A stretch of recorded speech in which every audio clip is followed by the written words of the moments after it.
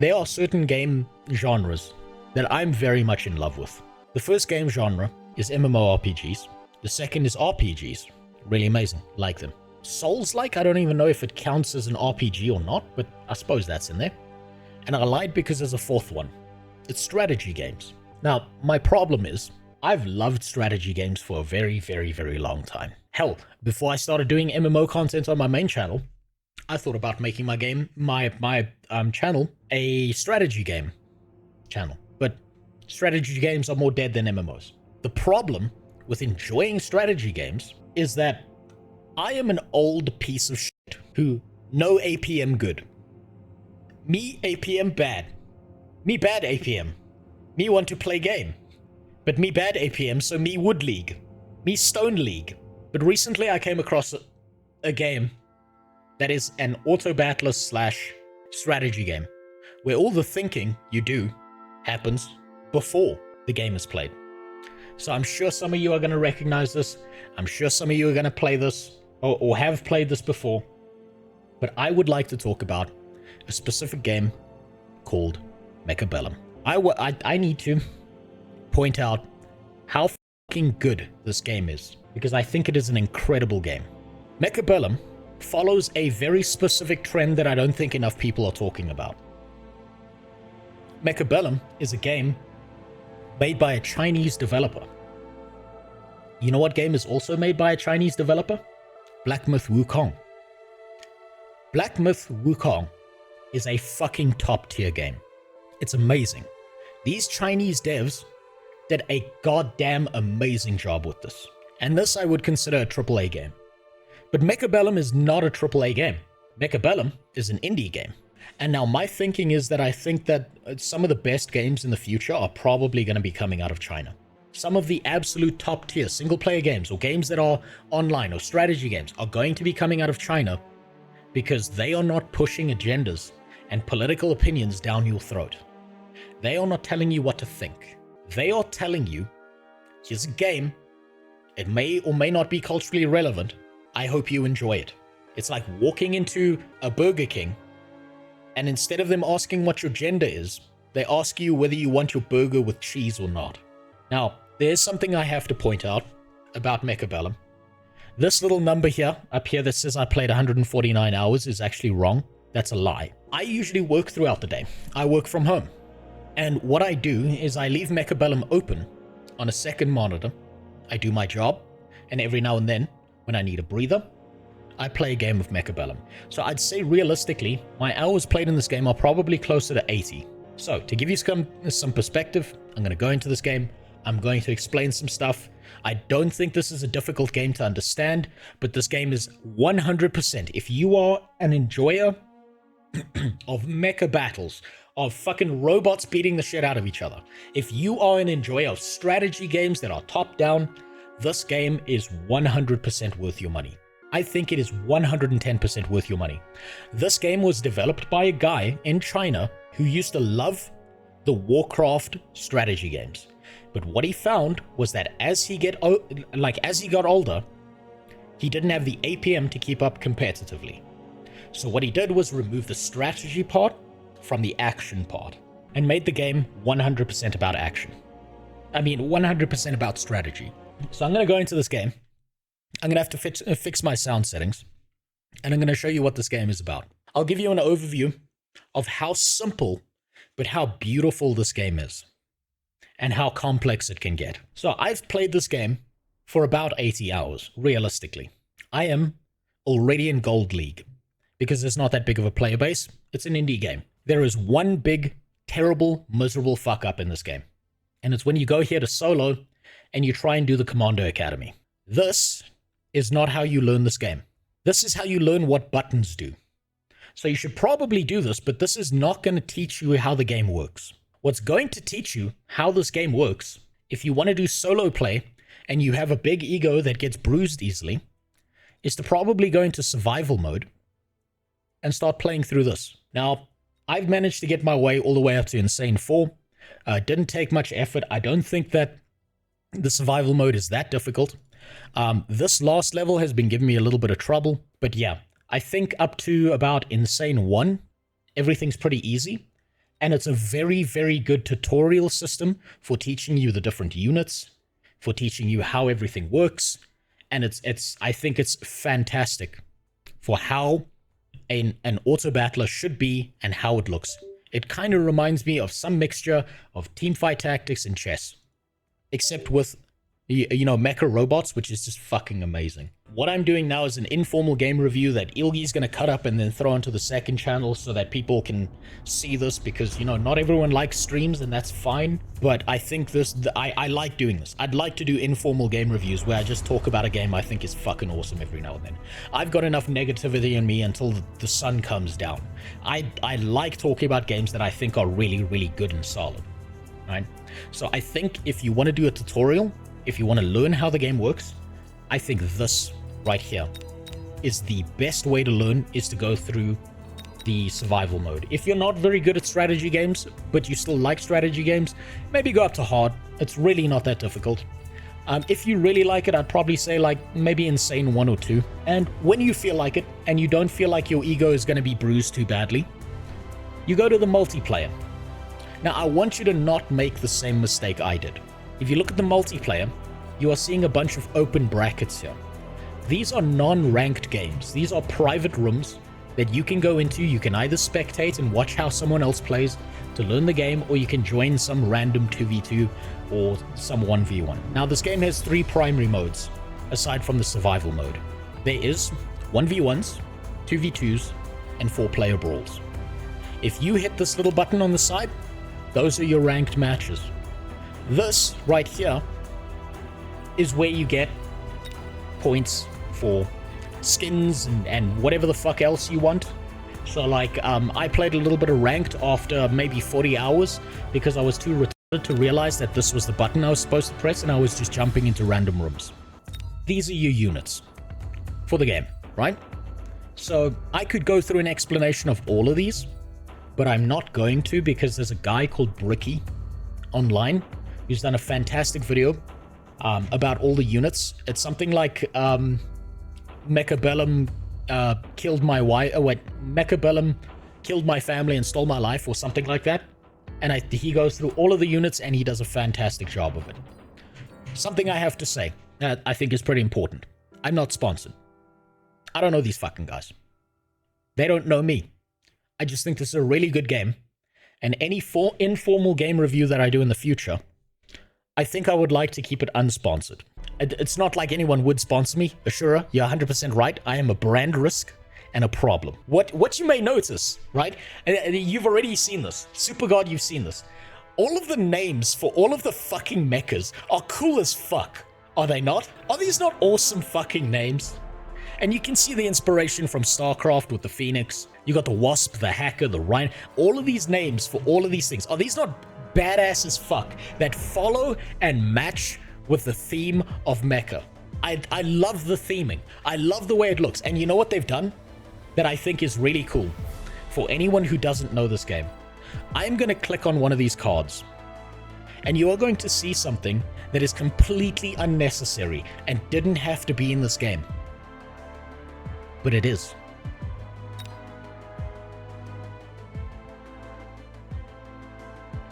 This is just a screen where I spec out what this specific robot does. This shows me what the robot looks like up close.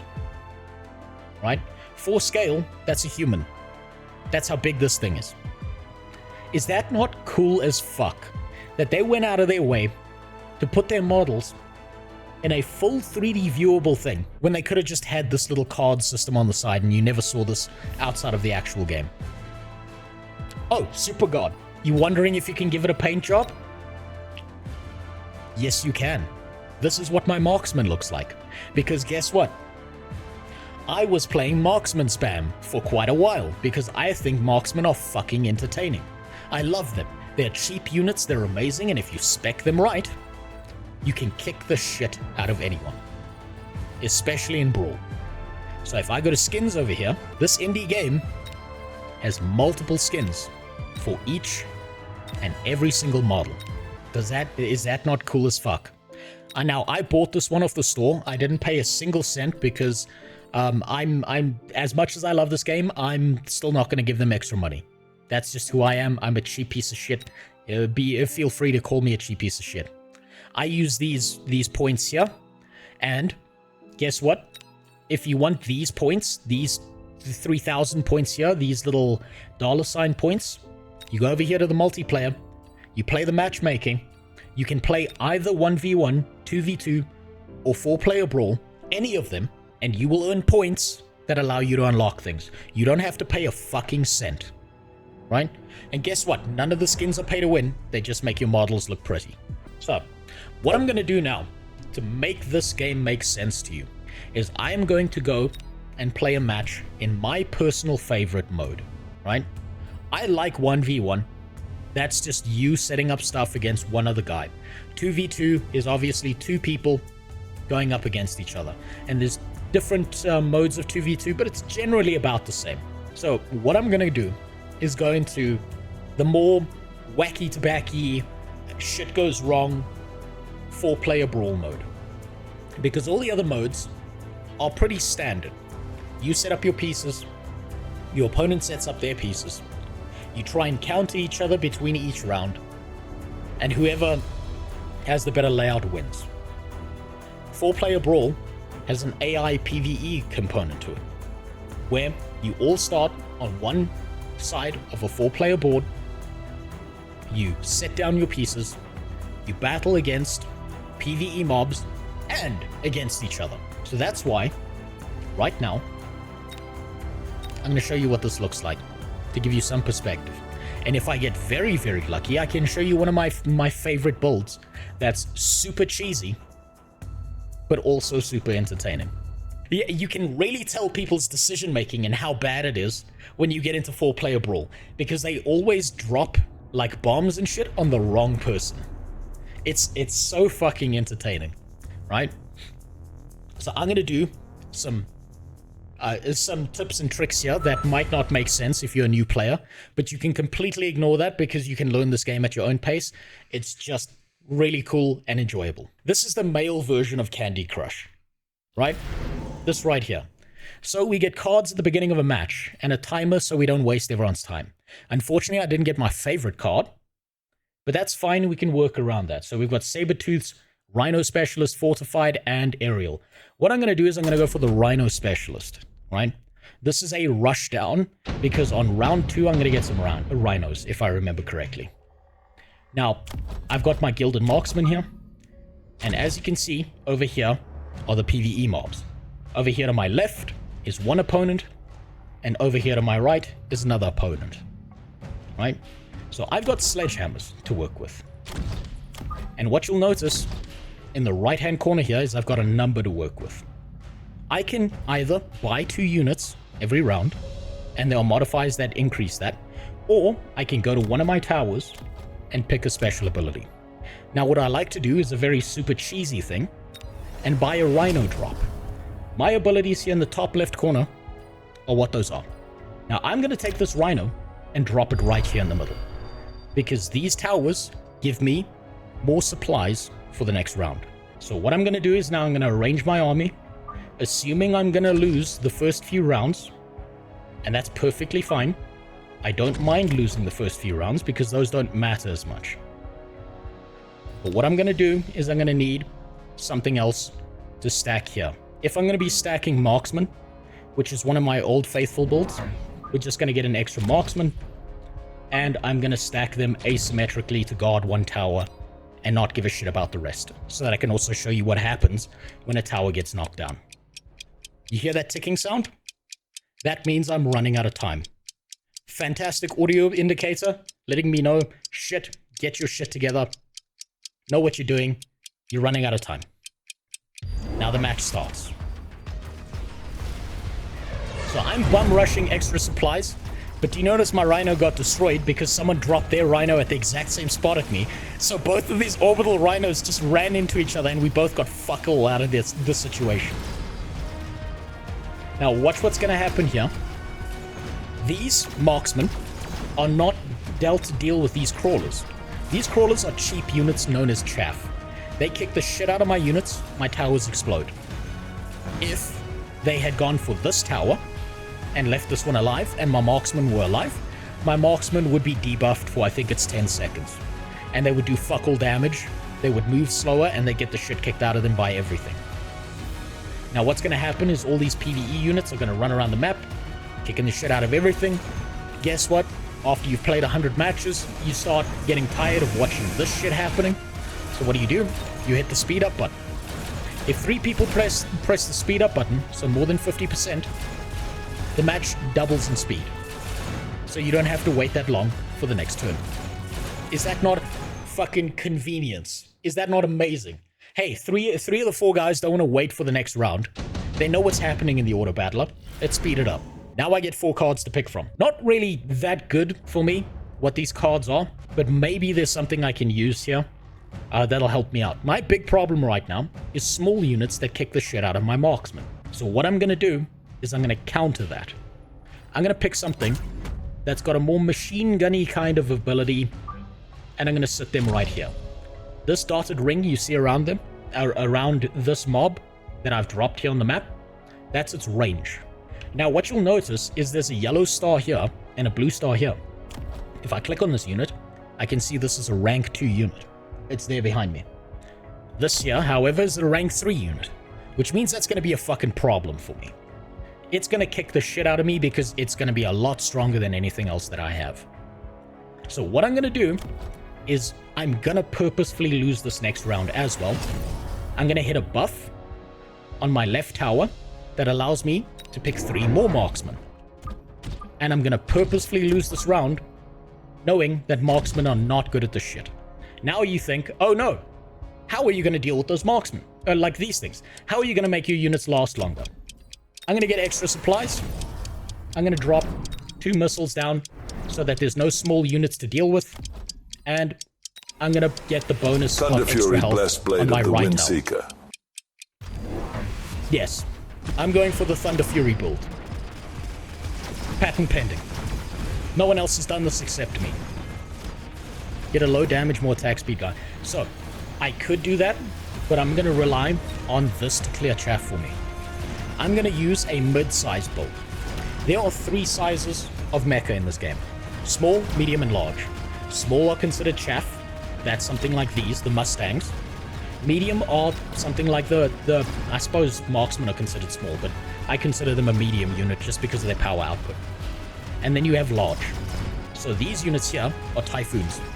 As you can see, 2 A10 Warthog machine guns beat the shit out of everything small, fail against everything big.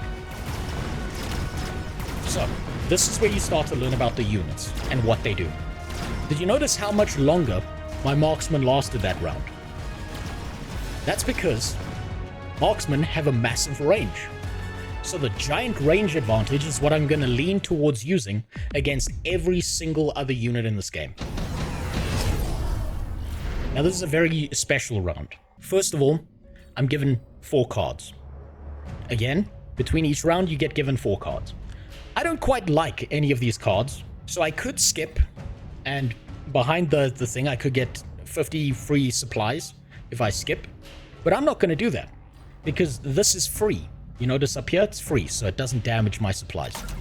So I'm going to get that, and I'm going to equip one of the units with that, so they've got 40% extra damage. And speed, yeah. So it makes them faster and gives them more damage.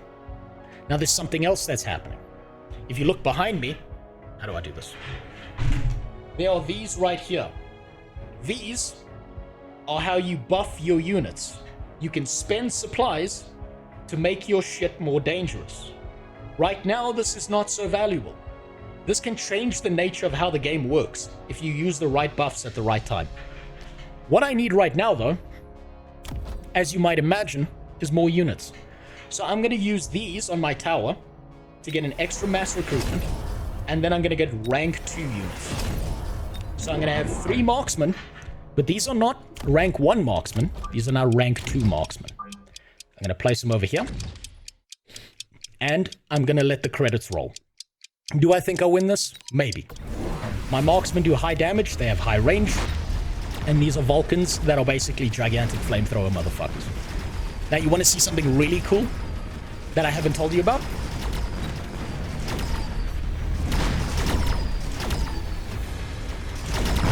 I get a first-person view if I feel like it. I can watch the battle from what's going down in the ground. Now, I'm getting my shit pushed in pretty badly. As you can see, you can still see the health bars. That unit died, and we can just go back here. So that round didn't go so great for me. I didn't get very many units. You can see my supplies are pretty low for this round. And other people are winning where I'm not. This guy has gone for... No, those are NPC wasps. This guy is going for overlords. He's going for an overlord stacking build. My build has a gigantic advantage over his. Total War franchise has been doing this for years. Now, this is what I want out of Mechabellum. Right? I'm going to tell you what I really, really want out of Mechabellum. I want them to make this exact same game, but with a Warhammer theme. That's what I want out of this game. I know that's never happening, but my pie in the sky, that's what I want. So now, if you look at these, you'll notice these cards have different colors. These are not gray cards. Yellow cards are 100. Red cards are above 100. So this one costs 200. And as you can imagine, the more valuable cards are priced higher. But you can be far more strategic about this and choose lower cards that will be more valuable to your specific build. So I'm going to choose Portable Shield because I want one of my marksmen to last a lot longer than they currently do. And what I'm going to do now is I'm going to upgrade all my marksmen by clicking this button right here. We can see it's a similar build to last time where we got little shitty chaff that's going to kick the shit out of me. So I'm going to do the same thing and expend some resources on, crawlers. Again, I'm still stacking my marksman. And I finally got my rhino. I think this is turn 4, not turn 3. A little bit sad, but that's perfectly fine. I'm going to take this rhino, and I'm going to dump him right here in the middle, so that he's now tanking all the damage. That's my tank. That's my get his shit pushed in while everyone else does damage. He's my sacrificial lamb for the day. And I'm not even going to bother buffing him because that's going to be a waste of resources. He's just there for a little while. But I am going to increase my attack over here by buffing that by 24%. So now I can just click that, and you'll notice the mecha battle goes down again. Now, if I was playing this properly, if I was playing this the way I was meant to be playing this, what I would do is I'd look at what my opponents are doing, what's the most optimal build, but I'm going for the herder, I'm a retard, let's do something fucking stupid and max out marksman. This is where my journey started, was stacking marksman like a piece of shit. Oh, there we go. Look, tower destroyed. You see that like red lightning around my my units? That means that they do no damage for 10 seconds. Then it stops, then I do more damage. Have you played 40k Dawn of War 1 and 2? Yes. A long time ago, but yes.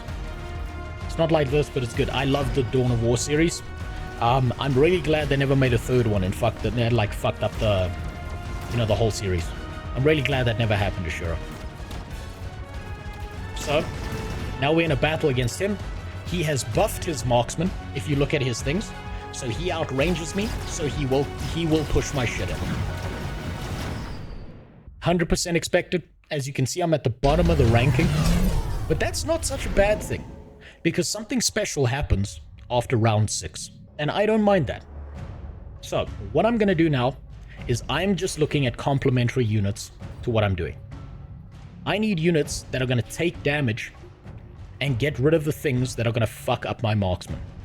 That means my options currently are the Farseer or the Typhoon. I like the Typhoon because I get 2 units instead of 1, and I can use that to spray and pray. You'll also notice that one of my buffs, the Rhino Assault, is off cooldown. I could drop my Rhino, but we also know that one of these motherfuckers went for a turn 1 Rhino as well. So I'm going to play a mental game with him.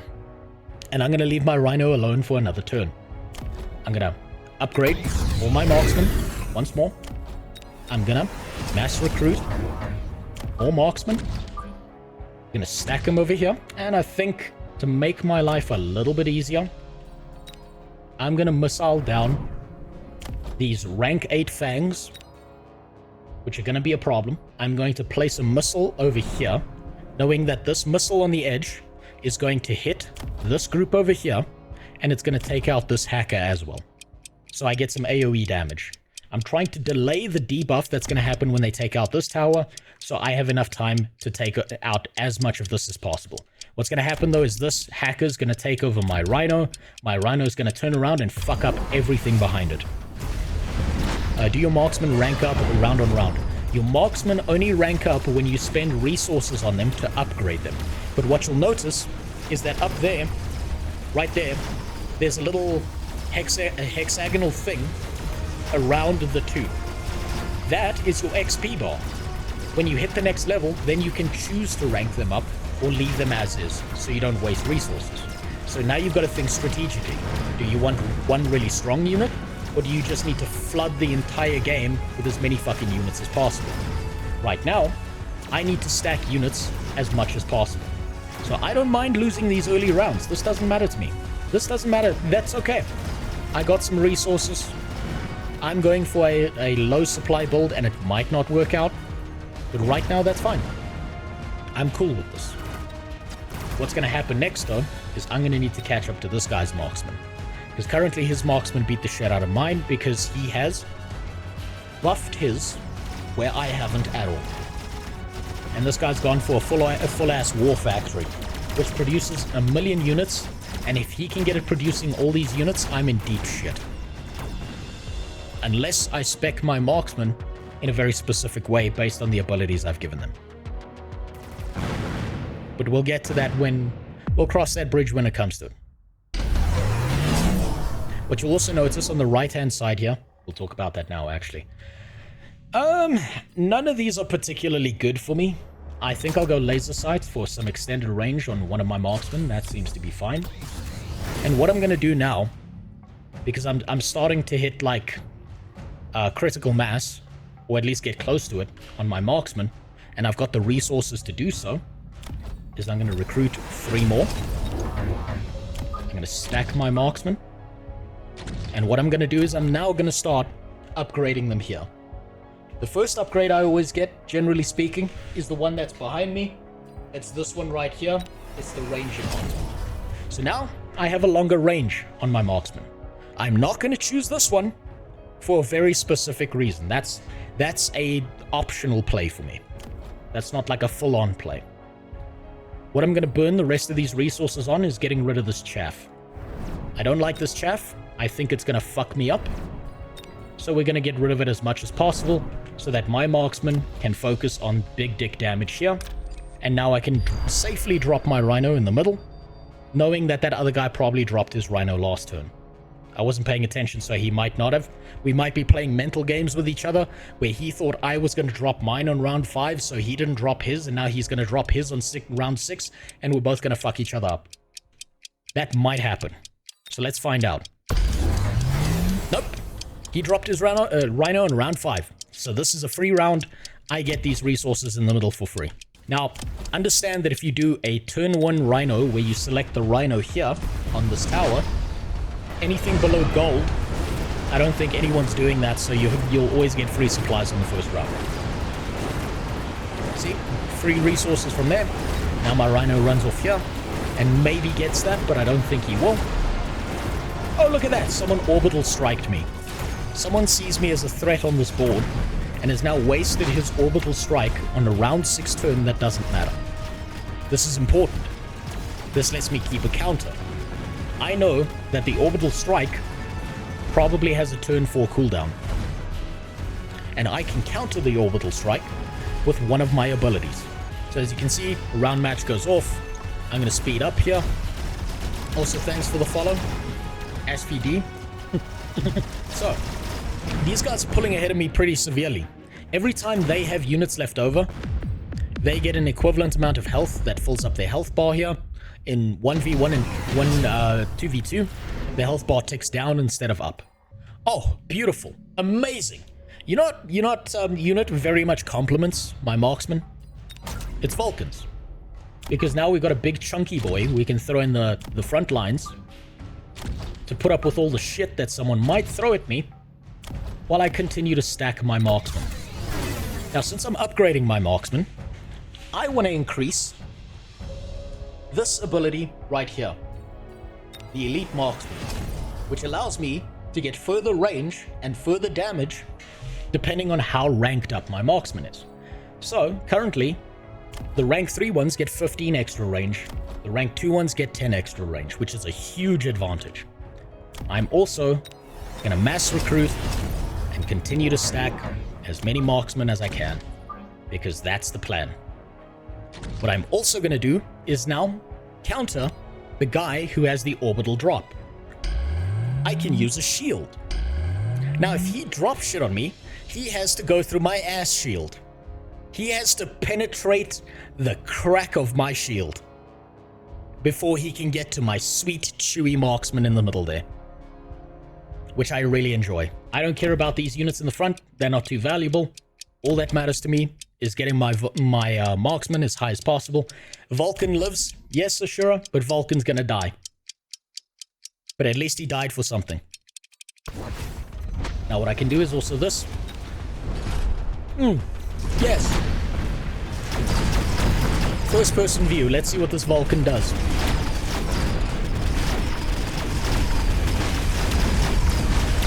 Yes, burn. Burn, bitches. And now we get to watch this Vulcan die, because I can also control this camera and not just watch. So those things up there are going to kick the shit out of this Vulcan. That doesn't matter to me as much as what's happening to my marksman down here. As you may notice, they've got a gigantic fucking range now. And these guys are going to be a massive problem for the rest of these players when they come for me, because I'm starting to hit critical mass on them. Koku Katori, this is Mechabellum, made by a Chinese developer who loves strategy games, but found that as he got older, he just simply doesn't have the APM to catch up with people in ranked. So he removed the APM component and focused primarily on the strategy component. You set your pieces, you battle against each other. Oh damn, he took down my ass shield. That's disappointing. And now people are starting to realize that I'm a threat, because out of nowhere, now my critical mass marksmen are kicking the shit out of everything that comes near them. I win this round. Now, as you can actually, no, I don't win this round. These fangs take me out. But close. We're getting closer. We're becoming a threat. Slowly. Oh. This is one of the best cards to pull when you're trying to flood the board with as many units as possible. And that's what I'm trying to do. So now I get to recruit. Instead of hitting these two buttons here and getting 3 rank 2 marksmen, I now get 4 rank 2 marksmen. So that's what I'm going to do. And I'm going to stack them over here. Now I'm going to waste a few resources on making sure my marksmen are safe and cozy and comfy by giving them another butt crack shield. I call this the ass shield strategy. And I'm going to upgrade all of them again. And, for good measure, since we're on round 8, and I know there's only 10 rounds, I'm going to get extra resources, and I'm going to get extra range by hitting one of the buffs on this tower. Then I'm going to go over to this tower, which gives permanent buffs, and I'm going to give everyone extra HP as well. And now, I'm a problem on this map. Do you see that? That's a recognition by another player who's now dropping acid on my front line that I'm a problem. He has recognized that this fucking army is going to be an issue. Something I find very entertaining. So you see he drops some acid on the ground, and acid is a damage over time that lasts like 2 rounds, I think. But that's not going to matter too much because this guy is in lead, so he gets to fight the biggest PvE army. So he's not a threat to me. He's going to get his shit pushed in by those big armies over there. And I get to gently molest this guy on my left, the blue player, who's, you know, 3rd place while I'm 4th place. I play something similar on customs on StarCraft 2. Looks neat. Yeah, I really recommend this game. I really enjoy this game.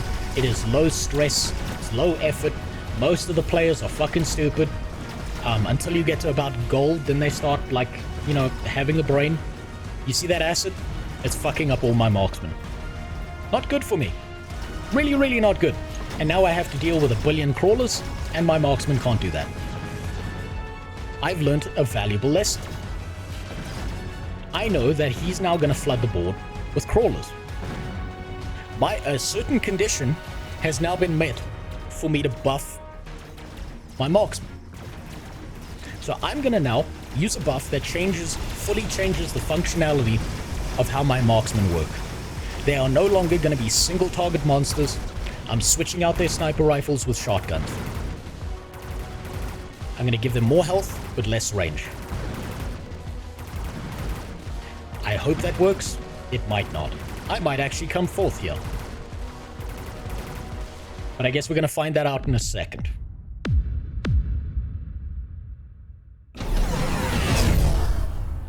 So as you can see, the acid's still there. None of these are particularly useful, but I'm forced into picking one because it won't give me the option to skip this. I think what would be most valuable is probably having more tanky shit in the front line. So that's what we're going to aim at. And what I'm going to do now is I'm going to fully spec out my marksman. I'm going to reduce the time it takes them to shoot things. Right? And then I'm going to switch out their sniper rifles for shotguns. So I'm going to take some extra resources from here. I'm going to switch them into assault mode now. Which is, you know, it's the P. Diddy mode, basically. And I think I'll give them extra range to make up the difference. Now, what I can concern myself with is who is the biggest threat on the board. It's probably him. It's probably yellow. Because he's not facing the biggest army. This guy is in the lead currently, but he keeps on getting his shit pushed in by the biggest NPC army. I have my marksman to concern myself with, and we can see now if that was enough for me to survive the acid that's coming my way. Oh, he dropped a rhino on me. Bastard. That rat fuck. He sees me as a threat. He knows what a problem I am. He's trying to counter me because I'm right next to him. Now, here's a cool part. I'm not blind to what my opponents have chosen. I can look at their builds by hovering over here and seeing exactly what they've picked. Right? So this guy has picked the orbital bombardment and the additional deployment slot. It seems everyone's kind of done the same. This guy is the guy, blue, who is to my left here, who dropped the acid on me. He's dropping a lot of acid, and he dropped a rhino on me. Not too surprising. But guess what? My marksmen have extra HP now, so he can eat shit. So now I'm going to walk around with my shotgun boys, banging the shit out of everyone, assuming I don't get my shit pushed in because someone knocked down a tower. You see that shotgun blast as opposed to the sniper rifle blast? This does splash damage. So now my marksmen are going to go around pushing everyone's shit in because they have more HP. And now, for the final turn, I get to see if I'm a big enough problem to make up the difference in HP. And I don't think I am, actually. I think at most I can push my way into 4th place. Ooh, this is a nasty overlord. I think he wins this. Yeah. So, my dedicated basic bitch build is not going to work. It's not enough to win, but that's okay. Because this was like an explanation of how to play this game like a fucking idiot. Generally speaking, I would have created more units to counter his overlord. I would have done things a little bit differently, but that's fine because I'm trying to explain the game while at the same time playing it. So, I've now got a rhino drop. Do you think it's valuable for me to go collect extra resources knowing that there's no next round? Probably fucking not. So what I'm going to do instead is I'm going to use the rhino as a buffer for my other units. I'm also now going to hit the fucking lead out, get every single buff on this tower, get as many extra marksmen as I can, push them over here. I'm going to get the extra attack knowing that his fucking things are going to be a problem, I'm going to put extra production. So this equip that I just used produces units on my giant units, like a factory that manufactures weapons. And now I can consider how much of a problem is this going to be. Do I want to upgrade the tower so I take less of a debuff? Do I want to drop a missile over here? And I think my current solution is I'm going to drop a missile over here. And for fair measured value, I'm going to drop a missile over here, hoping it hits one of those units. Let's see if my strategy, my basic bitch strategy works. Which I don't think it will at gold level. This will work at anything below gold level. So, we've got a clustered group of marksmen. Imagine 300,000 American soldiers running down the same trench with a shotgun. That's what's happening here. Right, that's why these big units are evaporating. But they're not evaporating fast enough, which is a little bit of a concern. But that's okay. So look at my army march forward. Beautiful. No fear of death whatsoever, because everything in this game is a super awesome fucking robot. Now what I probably should have done, reflecting on my current strategy, is I probably should have put Stormcallers in this army. I probably should have put some Scorpions in there to deal with single target units. And I probably should have had more chaff to block the way between my marksmen and everything else going on here. Now, he's got the advantage over me because I got debuffed, but I think I still win that match, and now I'm screwed. So I come 4th place. And he wins. So basic bitch strategy with the marksman doesn't work at this level. Unfortunately, I didn't get the cost control specialist, and I didn't get to go mass war factory, which is my favorite build in Brawl. But that's basically how the game works. That's the most complicated mode you're going to come across.